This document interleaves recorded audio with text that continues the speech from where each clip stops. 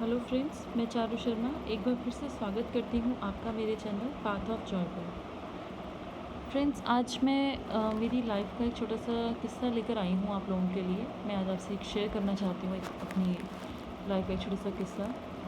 Actually हुआ क्या, एक बार एक लड़की मेरे पास आई और हम लोगों की ऐसे ही कैजुअल बात होने लगी। बातों बातों में हम लोग फ्रेंड्स बन गए और सेम डे मतलब फर्स्ट मीटिंग थी वो हमारी। तो उससे पता नहीं क्यों ऐसा लगा कि जो उसकी प्रॉब्लम कुछ चल रही थी लाइफ में उस वक्त, तो वो जो प्रॉब्लम थी वो मुझसे वो शेयर करना मतलब कर सकती है। शी फेल्ट सो कंफर्टेबल कि उसने मुझसे अपनी सारी प्रॉब्लम, अपनी पर्सनल प्रॉब्लम जो उसकी थी वो उसने मुझसे शेयर की। और उसने मुझे बताया एक्चुअली हुआ क्या कि she was in love with someone और उसके पेरेंट्स को उसके बारे में पता चल गया था और उसके पेरेंट्स उस लड़के को बिल्कुल पसंद नहीं करते थे और उन्होंने उसके लिए अलग एक लड़का मतलब चूज़ किया था जिससे वो उसकी शादी करवाना चाहते थे। और वो लड़की दिल्ली की नहीं थी, वो दिल्ली में स्टडी के लिए आई हुई थी और लड़का जो था वो भी होम टाउन से था और जो उसके लिए उसके पेरेंट्स ने चूज़ किया था वो भी उसके होम टाउन से ही था। अब हुआ ये कि she was madly in love with that guy और वो इस लड़के से जो उसके पेरेंट्स ने चुना था उससे शादी नहीं करना चाहती थी। अब उसने मुझे सारा मतलब अपनी स्टोरी बताई तो मैंने उससे कहा कि मतलब if you are comfortable can you please show me his photograph the one you love. तो उसने मुझे वो फ़ोटोग्राफ उसकी निकाल कर फ़ोन में दिखाई। तो मैंने कहा कि मैंने उससे 2-3 क्वेश्चंस पूछे, कुछ बातें की उससे उसके बारे में। देन आई सेड कि बेटा ये लड़का सही नहीं है तेरे लिए। तो उसने बोला दीदी ऐसे कैसे आप बोल सकते हो, मतलब आप तो उससे मिले भी नहीं। तो मैंने कहा कि एक्सपीरियंस नाम की कोई चीज़ होती है, थोड़ा सा देखकर उसको मुझे नहीं लगा कि वो सही है, तभी मैंने तो उससे इस तरह के क्वेश्चंस पूछे, कुछ उससे मैंने क्वेरीज़ की उसके बारे में। तो मैंने उससे बोला कि मुझे तेरी बात को सुनकर भी लगा कि भाई वो लड़का तेरे लिए सही नहीं है, तो उसके साथ कभी खुश रह ही नहीं पाएगी। तो तब उसने मुझे बताया कि दीदी हाँ ये तो है कि पहले तो बहुत अच्छा था मेरे साथ, अब पता नहीं उसे क्या हो गया है, कोई प्रॉब्लम है क्या, मुझे नहीं पता वो क्या सोच रहा है। बट अब तो वो मुझसे बात भी करता है, पहले तो मुझे फ़ोन नहीं करता, मैं फ़ोन करती तो भी मुझसे मतलब अब्यूजिंग वर्ड्स यूज़ करता है, गालियाँ देकर बात करता है। तो मैंने कहा बेटा फिर तो क्या सोच के उससे शादी करना चाहती है।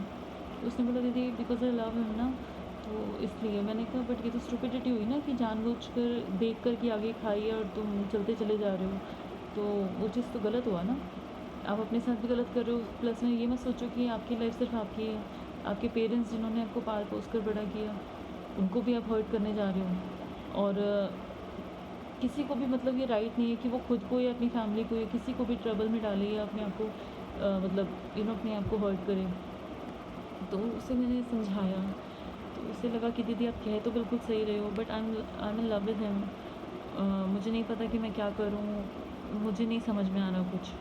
और मुझे ये भी नहीं समझ में आ रहा कि आज मैंने आपसे ये सारी बातें क्यों कर ली इस तरह से। मतलब मैं इतनी रिज़र्व नेचर की हूँ कि मैं किसी से अपने इस तरह की बातें कभी मैंने शेयर ही नहीं की, ना मेरे फ्रेंड सर्कल में ना कोई, और फैमिली में तो कोई मुझसे बात करता ही नहीं बिकॉज सभी को इसके बारे में पता है, तो सब नाराज़ हैं मुझसे।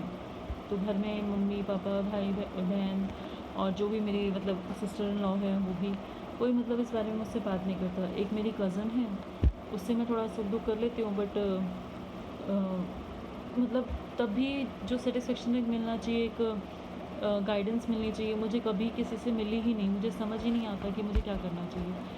तो मैंने कहा इट्स वेरी सिंपल, तो आज उसे एक मैसेज ड्रॉप कर that I am not gonna contact you any more, और मैं मूव ऑन कर रही हूँ, मैं शादी करने जा रही हूँ, तो लड़का मेरे लिए मेरे पेरेंट्स ने चुना है उससे, और आज के बाद आप भी मुझे कॉन्टेक्ट मत करो, दैट्स इट। इतना एक मैसेज ड्रॉप कर, और उसके बाद जहाँ कहीं भी से भी तो उसे या वो तुझे कांटेक्ट कर सकता है, हर उस जगह से उसे ब्लॉक मार दे।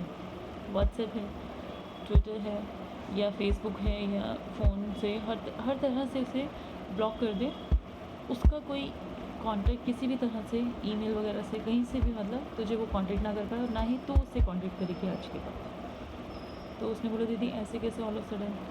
तो मैंने कहा कि आप ना अगर अभी कर जाओगे तो कर जाओगे, अगर अभी नहीं करोगे तो कभी भी नहीं कर पाओगे। तो उसने बोला दीदी बट स्टिल मतलब ऐसे ऑल ऑफ सडन मैं कैसे ऐसे ब्लॉक कर दूँ? I am love with him.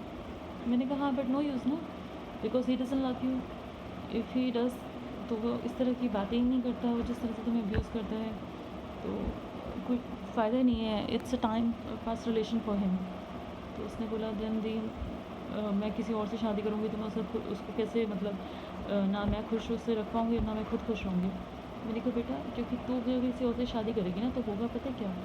वो तेरी खुशी के लिए सोचेगा और धीरे-धीरे उसको साथ रहते-रहते तू सब कुछ अपने आप भूल जाएगी। ये एक टाइम ऐसा होता है, एक एज ऐसी होती है कि हम लोग नहीं समझ पाते कि क्या हमारे लिए सही है, क्या गलत है, और हम रिलेशंस में पड़ जाते हैं किसी के साथ, और फिर उसके बाद हम लोग ये भी नहीं समझ पाते कि हमें आगे क्या करना चाहिए, क्या नहीं करना चाहिए। तो कई बारी हम बचपने में कुछ कच्ची उम्र होती है, नहीं समझ पाते, गलत रिलेशंस में पड़ जाते हैं। तो ये होता है, बहुत लोगों के साथ होता है, कोई तुम अकेली नहीं हो, लेकिन टाइम रहते संभलना इज़ अ बिग डील। और ये अगर कोई कर जाए ना तो सही है, इंसान आगे सारी ज़िंदगी संभल जाता है। लेकिन अगर टाइम रहते ना संभले तो सारी ज़िंदगी उसकी हल हो जाती है। तो आपके लिए मैं ये सजेशन करूँगी कि आप ऐसा करो। तो उसने बोला दीदी बड़ा हार्ड लग रहा है मुझे, तो इस तरह का कोई स्टेप लेना कि ऑल ऑफ सडन मैं उसे ब्लॉक करती हूँ। मैं तो उसकी मिस्ड कॉल भी आती है तो मैं 10 बारी फ़ोन करती हूँ कि आपने फ़ोन किया था, और मैं उसे 10 बारी फ़ोन करती हूँ तो वो एक बार उठाता है और उठाकर वो मुझे गाली देता है। लेकिन मैं तो उससे बहुत मतलब जैसे कहते हैं ना पागलपन है मेरे अंदर कि मैं उससे प्यार बहुत ज़्यादा करती हूँ। तो मैंने कहा हाँ होता है, बट एक चीज़ मैं आपसे पूछूँगी, क्या तुम अपने पेरेंट्स से भी ज़्यादा उस लड़के से प्यार करते हो जिन्होंने 20-25 सालों से जो तुम्हें पाल रहे हैं, और वो साल 2 साल का तुम्हारा रिलेशन है, जो भी मान लो 5 साल का भी है, 10 साल का भी है, तो इतने साल का भी जो भी रिलेशन तुम्हारा है, तो वो ज़्यादा मैटर करता है या तुम्हारे पेरेंट्स? फिर वो सोचने लगी। देन शी सेड कि हाँ दीदी बात तो आप सही कह रहे हो, मेरे पेरेंट्स मेरे लिए ज़्यादा इंपॉर्टेंट है। मैंने कहा देन तो अब तो तुझे आंसर मिल ही गया कि तेरे पेरेंट्स तेरे लिए ज़्यादा इंपॉर्टेंट है, तेरी खुद की लाइफ से भी ज़्यादा तेरे लिए पेरेंट्स होने चाहिए तेरे लिए। तो उसे समझ में आई मेरी बातें। उसने बोला ठीक है दीदी मैं उसे ब्लॉक कर दूँगी। तो मैंने कहा ठीक है। तो वो घर गई, उसने बोला कि मैं अभी नहीं कर पाऊँगी आपके सामने, शायद मैं रो पड़ूँ, तो मैं नहीं यहाँ रोना चाहती। तो मैंने कहा हाँ हो जाता है, आई कैन अंडरस्टैंड, ठीक है तो घर जा। तो उसने मुझे जब बातों में बताया कि जब मेरे पेरेंट्स भी मुझसे बात नहीं करें तो रिक्वेस्ट है कि अपनी मम्मी को फ़ोन करो और मुझसे बात करो। तो उसने बोला दीदी मम्मी को ऑल ऑफ सडन ऐसे क्या बोलूँगी मैं? मैंने कहा बस इतना बोलो कि दीदी आपसे बात करना चाहती हूँ। तो उसने बोला ठीक है। उसने फ़ोन किया, आंटी से मेरी बात हुई। मैंने आंटी को बताया, आंटी ऐसे-ऐसे करके आपकी बेटी जो है आपको भी पता ही है कि रिलेशन में थी। इसने मुझसे बात की, इसको लगा कंफर्टेबल फ़ील हुआ इसको मेरे से बात करके। तो उसने मुझे अपनी प्रॉब्लम के बारे में बताया, मैंने उसे समझा दिया। बट अब अगर आप लोग इसे सपोर्ट नहीं करेंगे तो ये इस चीज़ से कभी भी निकल नहीं पाएगी। आप लोगों के प्यार की, आपकी सपोर्ट की इसे बहुत ज़रूरत है। प्लीज़ अंकल जी से भी और घर में सभी से बात करें और दोबारा इसको वापस से एक्सेप्ट करें, बिल्कुल वैसे जैसे आपको अपनी बेटी को एक्सेप्ट करना चाहिए, और उसे सपोर्ट करें। वो बिल्कुल इन सब से बाहर निकल जाएगी और दोबारा उस लड़के को कॉन्टैक्ट नहीं करेंगे। तो आंटी को हिंदी नहीं आती थी, तो उन्हें थोड़ी सी प्रॉब्लम हुई उससे बात करने में, लेकिन वो समझ गई, वो बोल नहीं पाती थी हिंदी। तो उन्होंने बोला ठीक है एक बारी मेरी ना ज़रा मतलब मेरी बेटी से बात करा दो। तो वो कुछ ज़्यादा मुझसे बोली नहीं, लेकिन उन्होंने उस लड़के से बात की, और उसने बात करके उसने फ़ोन रखा and she was very happy. उसने बोला यार पहली बार आज इतने टाइम के बाद मम्मी ने आज मुझसे इस तरह से बात की, मुझे बहुत अच्छा लगा। मैंने कहा हाँ ठीक है अच्छी बात है, अब प्लीज़ जो तो मैंने तुम्हें कहा है ये स्टेप तुम्हें आज के आज ही लेना है। तो उसने बोला ठीक है। अगले दिन फिर वो मुझसे आकर मिली और उसने मुझे बताया कि दीदी रात को पापा का भी फ़ोन आया था और मैं बहुत लाइट फील कर रही हूँ, मुझे बहुत अच्छा लग रहा है, फ्रेश फील कर रही हूँ, ऐसा लग रहा है कि अब मैं खुल के सांस ले रही हूँ। आई नो मैं उसे मिस कर रही हूँ, ऐसा नहीं है, मैं शायद रोई भी हूँ, लेकिन अब मैंने अपना माइंड मेकअप कर लिया, जैसे मुझे आपने समझाया था कि आज के बाद मैंने उसे याद नहीं करती। तो मैं पूरी कोशिश कर रही हूँ कि मैं उसे कभी को मतलब याद ना करूँ और कभी कोई मैसेज या कॉन्टैक्ट किसी भी तरह से ना करूँ। मैंने कहा बेटा मुझे कोशिश नहीं चाहिए, मुझे रिज़ल्ट चाहिए। आज तुमने जो कल तक कर दिया, ये आज की जो सुबह हुई है ना, इसके बाद से तुम्हारी लाइफ से वो चैप्टर जो है ना, तुम उसे फाड़ कर चला दो, उसे डिस्ट्रॉय कर दो, कम्प्लीटली डिस्ट्रॉय कर दो। तुम भूल जाओ बिल्कुल कि तुम्हारी लाइफ में ऐसा कुछ टाइम था, कोई इस तरह का कोई पर्सन था जिसे तुम ऐसे प्यार करते थे, कुछ भी नहीं था ऐसा, बिल्कुल भूल जाओ, बिल्कुल दिमाग से निकाल दो कि तुम्हारी लाइफ में ऐसा कुछ कभी हुआ है, कुछ नहीं हुआ, ठीक है। तो और आज के बाद तुम बिल्कुल उसके बारे में नहीं सोचोगे। जो लड़का तुम्हारे पेरेंट्स ने तुम्हारे लिए चुना है, जाओ उससे मिलो, उसे समझो। अगर तुम्हें वो लड़का समझ में आता है तो उससे शादी करो, ठीक है। अगर नहीं समझ में आता तो तुम क्लियरली अपने पेरेंट्स को बोलो, बी फ्रैंक विद देम। तुम्हारे पेरेंट्स हैं, वो तुम्हें मार नहीं डालेंगे, तुम्हारे लिए जो भी करेंगे अच्छा ही करेंगे। तो तुम उससे मतलब अगर तुम्हें समझ में आता है वो लड़का, अगर लगता है वाकई सही है, ओपन माइंड के साथ जाना, ओपनली उसे समझना, जज करना अच्छी तरह से। और तुम्हारे पेरेंट्स ने डेफिनेटली तुम्हारी जो चूज़ किया वो गलत नहीं करेंगे, तो वो उन्होंने कुछ सोच कर ही उस लड़के को चूज़ किया होगा। तुम उससे मिलो, अगर वो तुम्हें समझ में आता है, तुम्हें उसको तुम समझ में आती हो, तो तुम हाँ करो शादी के लिए और उससे शादी करो, ठीक है। और मूव ऑन कर जाओ। ट्रस्ट मी, जितनी जल्दी तुम शादी कर लोगे उतनी जल्दी तुम इन सब से उभर पाओ, क्योंकि तुम्हारे पास एक सपोर्ट होगा, किसी का कोई तुम्हें प्यार देगा, तुम्हारे साथ रहेगा।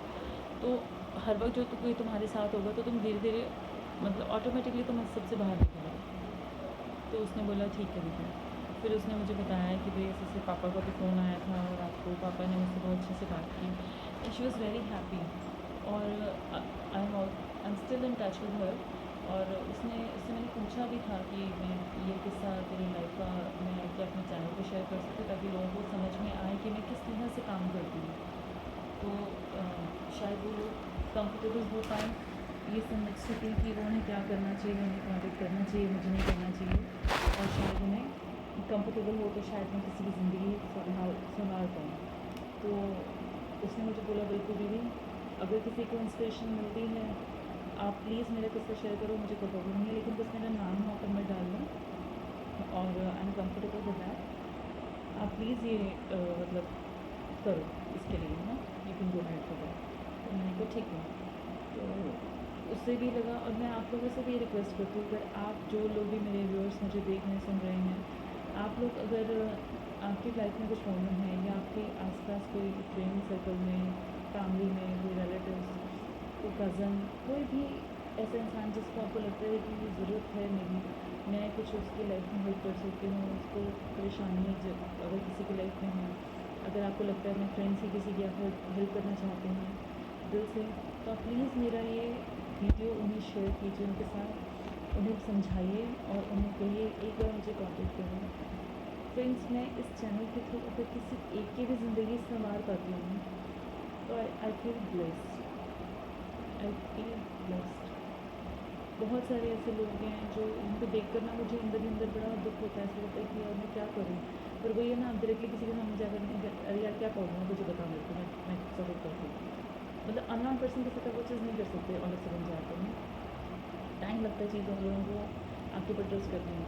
लेकिन कई बार मेरे साथ ऐसा मतलब गॉड गिफ्ट कह लो, बाय गॉड ग्रेस, कई बार मेरे साथ ऐसे इंसिडेंट हुए हैं कि अननोन पर्सन, जैसे वो लड़की मैंने जो किस्सा शेयर किया, वो मेरे से पहली बार मिली थी लाइफ में।